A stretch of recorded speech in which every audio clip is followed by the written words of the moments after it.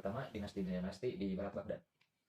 Dinasti yang pertama itu dinasti Idrisi di Maroko, yang berkuasa pada tahun 172 sampai 375 Hijriah atau 788 sampai 985 Masehi. Nah, dinasti ini didirikan oleh Idris bin Abdullah, yaitu cucu Hasan putra Ali bin Abi Thalib. Kemudian kerajaan Idris mempunyai hubungan dengan garis imam Syiah. Nah, maka kerajaan Idrisi adalah kerajaan Syiah pertama dalam sejarah. Zaman kerajaan Idrisi adalah suatu jangka waktu yang cukup lama dibandingkan dengan kerajaan-kerajaan yang lain. Dalam aspek dakwahnya, Idrisi yang membawa Islam dan mampu meyakinkan penduduk Maroko dan juga sekitarnya. Kemudian ada kemajuan dan kemunduran dinasti Idrisi. Yang pertama kemajuannya yaitu pemerintahan Idrisiyah mampu mengembangkan pemerintahannya dengan bagus. Ketika dinasti ini di bawah pimpinan Idris II hingga Yahya IV. Idris menjadikan kota Fez sebagai ibu kota pemerintahannya pada tahun 808 Masehi. Bahkan kota Fez mampu menjadi kota terkenal di Afrika hingga Spanyol. Dinasti ini berperan dalam menyebarkan budaya dan juga agama Islam ke bangsa Barbar dan penduduk asli. Dan peradaban luar biasa yang diukir oleh dinasti ini adalah pendirian Universitas Qarawiyun yang megah dan juga terkenal. Kemudian kemunduran dinasti ini ketika dinasti ini dipimpin oleh Muhammad Al-Muntasir, beberapa wilayah kekuasaan dinasti mengalami perpecahan sehingga sangat rentan akan serangan dari luar. Selain itu juga terdapat ancaman serius yang datang dari kelompok Khawarij Rustamiyah yang berkuasa di Aljazair bagian barat, meskipun pada akhirnya dapat dikalahkan. Serta bahaya yang lainnya yaitu adalah ancaman dari dinasti baru yang lebih besar, yaitu dinasti Fatimiyah. Akhirnya pada tahun 985 Masehi, dinasti Fatimiyah berhasil mengambil alih kekuasaan akibat semakin melemahnya kekuatan dinasti Idrisiyah. Kemudian yang selanjutnya ada dinasti Aghlabiyah yang berkuasa mulai tahun 184 sampai 296 Hijriah atau 800 sampai 909 Masehi. Dinasti Aghlabiyah ini didirikan oleh Ibrahim ibnu Aghlab ibnu Salim. Adanya dinasti Aghlabiyah bermula dari penyerahan kekuasaan Khalifah Harun al-Rashid kepada Ibrahim ibnu Aghlab atau provinsi Ifritiyah di daerah Tunisia.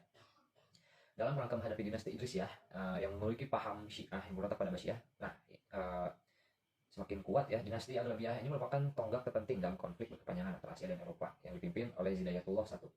Ia mengirim sebuah ekspedisi untuk merebut pulau yang terdekat dari Tunisia, yaitu Sisilia, dari Bizantium pada tahun 217 Hijriah atau 827 Masehi. Dan di sini ada kemunduran dan kehancuran dari dinasti Aghlabiyah. Yang pertama kemajuannya yaitu dinasti Aghlabiyah terkenal di bidang arsitekturnya, terutama dalam pembangunan masjid. Yang paling terkenal itu pembangunan Masjid Qairawan, dan Qairawan menjadi kota suci keempat setelah Mekah, Madinah, dan juga Yerusalem. Dalam bidang ekonomi, dinasti Aghlabiyah mengalami pertumbuhan yang cukup tinggi, didukung oleh stabilitas pemerintahan yang cukup tinggi. Sebenarnya yang mapan, hasil-hasil pertanian seperti kurma, gandum, dan zaitun. Juga dalam sektor perindustrian pun berkembang seperti industri peralatan dari besi yang digunakan untuk kapal laut dan juga senjata, industri kaca, dan tenun. Oleh karena itu, Qairawan merupakan pusat pemerintahan. Kemudian kemunduran dinasti Aghlabiyah yaitu ketika akhir abad ke-9, posisi dinasti Aghlabiyah di Ifriqiyah menjadi merosot. Nah, faktor penyebab mundurnya Aghlabiyah adalah pertama, hilangnya hakikat kedaulatan di mana ikatan-ikatan solidaritas sosial semakin luntur. Kemudian yang kedua, Amir terakhir tenggelam dalam kemewahan, yaitu beliau sedang berfoya-foya dan menghabiskan kekayaan. Seluruh pembesarnya tertarik pada Syiah. Kemudian yang ketiga, ada propaganda Syiah Abu Abdullah, yaitu perintis Fatimiyah, Ubadillah al-Mahdi, memiliki pengaruh yang kuat di kalangan Berber, pertama pada akhirnya menimbulkan pemberontakan militer. Tuluniyah didirikan oleh Ahmad bin Tulun pada tahun 868 Masehi. Awal berdirinya, dinasti ini tidak bisa dilepaskan dari seorang tawanan perang Turki yang kemudian dijadikan menjadi pengawal istana Al-Mustain, namanya Emir Baybek. Pada saat terjadi penggulingan kekuasaan yang dilakukan oleh Al-Mu'taj, Emir Baybek ini memilih bergabung dengan Al-Mu'taj dan meninggalkan Al-Mustain. Setelah penggulingan berhasil, ternyata Al-Mu'taj memberikan jabatan penting bagi mereka yang berjasa dalam penggulingan tersebut. Emir Baybek adalah salah satu orang yang berjasa, sehingga ia menerima jabatan penting tersebut, yakni menjadi gubernur Mesir. Oleh Emir Baybek, jabatan itu tidak dipegang olehnya tetapi diberikan kepada anaknya Ibnu Tulun, yang kemudian ia mendirikan dinasti Tuluniyah pada abad ke-9 Masehi. Pada tahun 254 Hijriah, Ibnu Tulun secara resmi diangkat sebagai gubernur Mesir. Selanjutnya, Ibnu Tulun melepaskan diri dari kekhalifahan Bani Abbasiyah. Bahkan ia mampu menaklukkan Damaskus, Homs, Hamad, Aleppo, dan Antioquia. Karena itu, ia kemudian tidak hanya menjadikan Mesir sebagai suatu wilayah yang merdeka, akan tetapi juga berkuasa atas wilayah Syam. Ia lalu membangun armada laut tangguh yang berpangkal di Akka atau Arse sebagai upaya pengontrolan dan pengawasan wilayah-wilayah kekuasaannya. Kemajuan yang dicapai dinasti Tulun antara lain sebagai berikut. Yang pertama, mendirikan bangunan-bangunan megah seperti Rumah Sakit Puspat, Masjid Ibnu Tulun, dan Istana Khalifah yang kemudian dijadikan sebagai peninggalan sejarah Islam yang sangat bernilai. Yang kedua, memperbaiki nilometer atau alat pengukur air di Pulau Raufah yang sangat membantu dalam meningkatkan hasil produksi pertanian rakyat di Mesir. Yang ketiga, berhasil membawa Mesir pada kemajuan sehingga Mesir menjadi pusat kebudayaan Islam yang dikunjungi para ilmuwan dari seluruh pelosok dunia Islam. Kemunduran dan kehancuran dinasti Tulun. Dinasti Tulun adalah sebuah dinasti Islam yang masa pemerintahannya paling cepat berakhir. Sepeninggalan Humarawai, situasi memanas yaitu setelah Abu Asyakir al-Jaisi menggantikan ayahnya yang disebabkan oleh peristiwa pembunuhannya terhadap pamannya, yaitu Mudar ibnu Ahmad ibnu Tulun. Hal inilah yang memicu gencarnya perlawanan antara pihaknya dengan para fuqaha dan Qadi yang pada akhirnya keamiran Jaisi dibatalkan. Lalu diangkatnya Abu Musa Harun sebagai amir yang baru dalam usia 14 tahun. Tampaknya dengan usia yang relatif belia, ini menyebabkan Harun kurang cakap dalam mengendalikan situasi yang semakin kacau itu. Sementara itu, di Syam sendiri, pemberontakan yang dilakukan oleh Khoromitad juga tidak berhasil dipadamkan. Segera setelah Harun kalah, kepemimpinannya diambil alih oleh Khalifah Saiban ibn Tulun. Namun semakin rapuhnya pertahanan dinasti Tuluniyah ini, akhirnya dinasti ini mengakhiri masa pemerintahannya di usia 38 tahun sejak kemunculan dan berakhir ketika dikalahkan oleh pasukan dinasti Abbasiyah di era Khalifah Al-Muqtafi. Berselang lama setelah berakhirnya dinasti Tuluniyah, muncul lagi dinasti baru di Mesir yang bernama dinasti Isidiyah yang berpusat di Pustat. Dinasti ini lahir diawali dengan pengangkatan seorang gubernur yang memiliki kekuasaan dan hak otonom penuh yang kemudian dikelola bersama keluarga dan keturunannya. Pendiri dinasti ini adalah seorang militer Turki yang telah lama mengabdi kepada Khalifah Abbasiyah yang bernama Muhammad ibnu Tuqi pada tahun 935 Masehi. Karena keberhasilannya meredam pemberontakan yang dilakukan oleh dinasti Fatimiyah di Mesir, maka ia dianugerahi gelar Al-Ishid, berarti berkat keberhasilannya tersebut, Khalifah menjadi simpati kepadanya. Bahkan kecakapannya ada salah seorang pangeran Romawi yang bernama Romanus menyatakan rasa kagum dan hormat kepadanya. Kemajuan yang dicapai setelah dinasti Isidiyah berdiri dan mengalami perkembangan, Al-Ishid meninggal dunia dan kemudian kepemimpinannya beralih kepada anaknya yang bernama Unuzu dan Ali. Kedua pengganti Al-Ishid ini masih anak-anak, sehingga pemerintah dinasti ini diserahkan kepada Abu al-Mij Kafur. Di masa pemerintahan Kafur inilah dinasti Isidiyah mencapai kegemilangan. Salah satunya yaitu ia dapat memadamkan pemberontakan dinasti Fatimiyah di sepanjang pantai utara Afrika. Bukan hanya itu saja, serangan dari dinasti Hamdaniyah di Suriah Utara juga dapat dipadamkan. Kegemilangan dinasti Isidiyah ini lebih tampak pada kekuatan militernya. Wilayah-wilayah yang pernah ditaklukkan oleh dinasti Isidiyah adalah Syam, Palestina, Mekah, dan Madinah. Kafur juga membangun istana yang terkenal dengan sebutan Bustan Al-Kafur di Raudah. Dan pada saat kekuasaan ini muncul beberapa intelektual muslim ternama antara lain Abu Ishaq Al-Marwazi, Hasan ibnu Rashid Al-Misri, Muhammad ibnu Walid Al-Tamimi, dan Al-Muntanabi. Kemunduran dan kehancuran pada dinasti Isidiyah. Seperti raja-raja lainnya, penguasa Isidiyah, terutama sebagai pendiri dinasti, menghabiskan uang negara dan boros berlebihan demi kesenangan orang-orang dekatnya.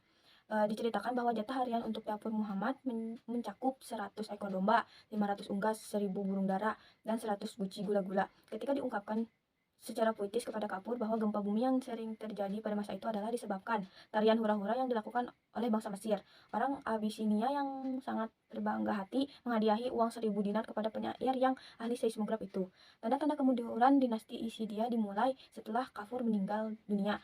Sepeninggal Kafur, kekhalifahan diganti oleh Ahmad, cucu Muhammad ibnu Tuqi. Di zaman Ahmad, Isidiyah mengalami fase kemunduran dan kehancuran. Selama periode kekuasaannya, dinasti Isidiyah tidak memberikan kontribusi apapun bagi kehidupan seni dan sastra di Mesir maupun di Suriah. Selain itu, tidak ada karya-karya publik yang lahir di tangan mereka. Representasi terakhir dinasti ini adalah seorang anak lelaki berusia 11 tahun, Abdu al-Fawaris Ahmad. Pada masanya, propaganda Syiah Fatimiyah dilakukan secara gencar oleh Jahwar al-Shaki, Li Qoid al-Muj, Lidnillah al-Fatimi yang berhasil mempengaruhi masyarakat Mesir. Hingga pada tahun 969 Masehi kehilangan kekuatan atas negerinya dan menyerahkan kepada jenderal tenar dari Fatimiyah, Jatwar. Akhirnya dinasti ini resmi jatuh ke tangan dinasti Fatimiyah pada tahun 358 Hijriah. Dinasti Hamdaniyah didirikan pertama kali di Mesopotamia Utara dengan Mosul sebagai ibu kotanya. Gerakan keluarga Hamdani sebenarnya sudah ada pada masa Khalifah Al-Mu'tadhid yang waktu itu menentang Khalifah Abbasiyah. Ketika Bani Abbasiyah diperintah Khalifah Al-Muqtadir, keluarga Hamdani mengalami perubahan serta banyak memperoleh penghargaan. Dinasti Hamdaniyah memiliki perbedaan dengan dinasti kecil yang lain. Jika dinasti kecil lain hanya berpusat pada satu tempat, tetapi pemerintahan dinasti Hamdaniyah berpusat pada dua tempat, yaitu Mosul yang dipimpin Muhammad Al-Hasan ibnu Abdullah yang bergelar Nashir al-Daulat, dan Aleppo atau Suriah yang didirikan oleh Abu al-Mahasin ibnu Abdullah yang bergelar Saif al-Daulat. Kemajuan yang dicapai dalam politik dinasti Hamdaniyah mampu menahan pasukan Romawi untuk merebut seluruh wilayah Suriah. Pasukan Hamdani cukup kuat dalam mempertahankan wilayah Islam. Lalu pada dunia intelektual terbukti di masa dinasti ini muncul sejumlah nama-nama intelektual Muslim yakni Al-Farabi, Al-Isfahani, dan Al-Firas. Kemundurannya yaitu ketika meninggalnya Saif al-Daulat pada tahun 976 Masehi menyebabkan kepemimpinan beralih kepada putranya yaitu Sa'ad al-Daulat Syarif I yang kemudian secara berturut-turut dipegang oleh Sa'ad Daulat, Sa'ad Ali II, Syarif II. Berbeda dengan Saif al-Daulat, para penggantinya ini kurang memiliki kecakapan dalam memimpin, terutama dalam mengimbangi kekuatan-kekuatan asing yang besar waktu itu yaitu Bani Buwayhi, Romawi, dan Fatimiyah. Akhirnya pada tahun 1004 Masehi, dinasti Hamdaniyah berhasil dikuasai oleh dinasti Fatimiyah. Selanjutnya, dinasti timur di Baghdad terdapat dinasti Tahiriyah, pendirinya yaitu Tahir ibnu Al-Husain pada 776 sampai dengan 822 Masehi. 27 wilayah kekuasaannya di sekitar Khurasan, termasuk Transoxania dengan ibu kotanya di Merv. Sejarah pendiriannya tidak bisa dilepaskan dari peristiwa perselisihan antara Al-Amin dan Al-Makmun. Keduanya adalah putra Harun al-Rasyid. Dalam perselisihan tersebut, Tahir yang dikenal sebagai ahli perang berada di pihak Al-Makmun. Ketika peperangan melawan Al-Amin, pasukan yang dipimpin oleh Tahir mengalami kemenangan sehingga Al-Makmun dikukuhkan menjadi khalifah Abbasiyah. Kemajuan dinasti Tahiriyah terjadi pada masa kepemimpinan Abdullah ibnu Tahir yang merupakan khalifah ketiga dinasti Tahiriyah. Di masa inilah terdapat banyak pengaruh besar, antara lain meningkatkan kerjasama dengan pemerintah pusat dinasti Abbasiyah, terutama dalam kaitannya dengan upaya meredam para pemberontak. Juga melaksanakan perjanjian dengan baik, memberikan hak Bani Abbas sebagai keluarga penguasa, memperbaiki keadaan perekonomian, memantapkan keamanan, dan meningkatkan perhatian pada bidang ilmu pengetahuan dan akhlak, juga berhasil menjadikan kota Nishapur menjadi pusat peradaban Islam yang patut diperhitungkan. Pada saat pemerintahan dipegang oleh Muhammad bin Jabir, wilayah Khurasan mengalami kemunduran yang nampak jelas, dan bersamaan itu pula muncul sebuah kekuatan baru dari dinasti Safar di wilayah Sijistan, dan selanjutnya wilayah Khurasan dapat dikuasai oleh dinasti Safariyah. Sejarah pembentukan dinasti Safaria merupakan sebuah dinasti Islam yang paling lama berkuasa di dunia Islam. Pendiri dinasti ini adalah Yakub ibnu Alis as-Safar. Nama Safaria sendiri diambil dari nama pekerjaan pendirinya, yaitu sebagai tukang barang-barang kuningan atau tembaga. Sejak kecil ia menekuni pekerjaan ini di perusahaan ayahnya, dan sejak ayahnya meninggal dunia, perusahaan itu dikelola oleh dia dan adiknya. Perusahaan itu semakin merosot, karena itulah kemudian mereka masuk ke dalam kelompok penyamun. Ketika terjadi kekacauan gerombolan penyamun, ini muncul mereka membegal kapilah-kapilah dagang maupun iringan-iringan pembesar pemerintah. Hal ini semakin menambah kemelutan dan kekacauan terhadap kehidupan masyarakat dan kehidupan ekonomi secara umum. Kemajuan yang dicapai setelah Yakub memproklamirkan dirinya menjadi penguasa baru dan dilanjutkan dengan ekspansi ke wilayah-wilayah di sekitarnya. Kemudian pada tahun berikutnya ia mempersiapkan kekuatan baru sambil menunggu bagaimana reaksi para khilafah Abbasiyah. Ia menyaksikan kerusuhan di sana. Reaksi atas pemerintah Al-Mu'taz pada tahun 255 Hijriah terjadi puncak kemelutan di ibu kota Samar. Demikian pula khalifah penggantinya pun, Khalifah Al-Mu'tadi, dianggap sebagai khalifah yang lemah, sehingga wibawa pemerintahan tampak berkurang. Menyusul kekuasaan sebelumnya, maka pada tahun berikutnya Yakub melanjutkan penguasaan atas kota Kabul. Ia juga merebut Khurasan pada tahun 260 Hijriah. Meskipun kekuasaan banyak dicapai oleh Yakub terhadap hubungan dengan pemerintahan Abbasiyah masih baik. Hubungan baik dengan Abbasiyah ini semakin mengukuhkan pemerintahan dan pemberian khalifah atas beberapa kota pengganti, yaitu kota Khirman, daerah lainnya. Dalam perjalanan sejarah berikutnya, tampak Yakub memang berpotensi menjadi pemimpin yang berwibawa. Ia terus melebarkan kekuasaan sampai ke wilayah Khurasan. Hal ini menyebabkan khalifah merasa terancam kedudukannya di Baghdad, sehingga khalifah memberi peringatan, akan tetapi Yakub tidak mengindahkan peringatan tersebut, bahkan menentangnya dan mengandalkan kekuasaan pasukannya.